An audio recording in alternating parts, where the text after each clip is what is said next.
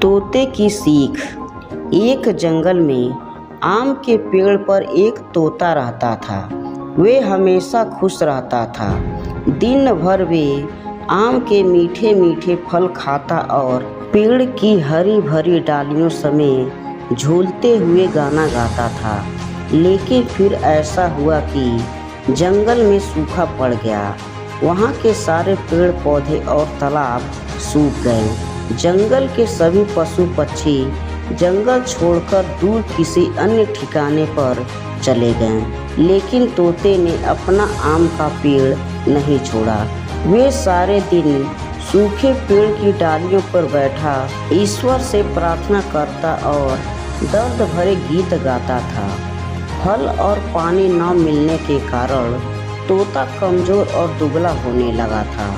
एक दिन उस जंगल के रास्ते से साधु की एक मंडली गुजरी। उस वीरान जंगल में जहाँ एक भी जीव जानवर दिखाई नहीं दे रहे थे, वहाँ सूखे आम के वृक्ष पर एक कमजोर तोते को करुणा स्वर में गाते देखा।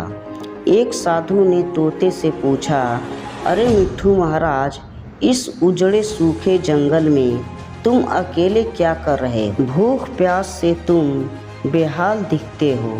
तुम्हारे सारे संगी साथी पशु पक्षी अपना घर छोड़ दूसरी जगह चले गए हैं। तुम भी चले जाओ दूर किसी और पेड़ में और अपनी जान बचाओ।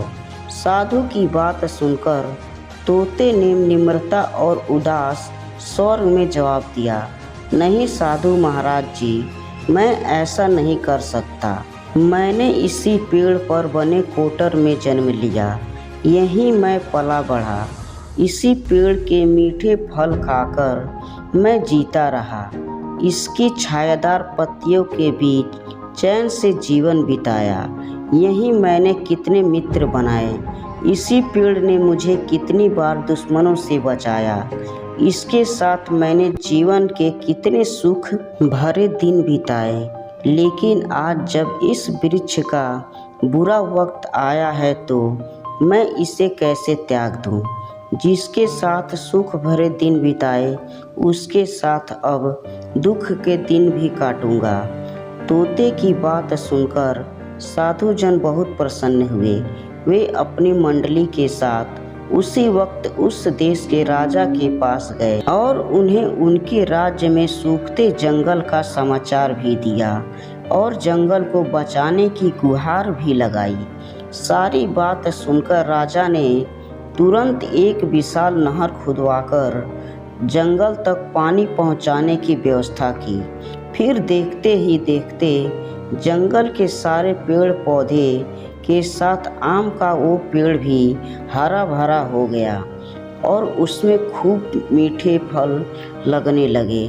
जंगल के सारे पशु पक्षी वापस अपने घर लौट आए और तोते को धन्यवाद दिया। तोता अपने आम के पेड़ से लिपटकर खुशी के गीत गाने लगा। जंगल में खुशियाँ लौट आई। इस कहानी से हमें यह सीख मिलती है कि बुरे वक्त में हमें हमारे अपनों का साथ नहीं छोड़ना चाहिए। ये कहानी आपको कैसी लगी कमेंट्स करके ज़रूर बताइए। कहानी पसंद आए तो लाइक शेयर और चैनल को सब्सक्राइब ज़रूर करें। वीडियो को पूरा देखने के लिए धन्यवाद।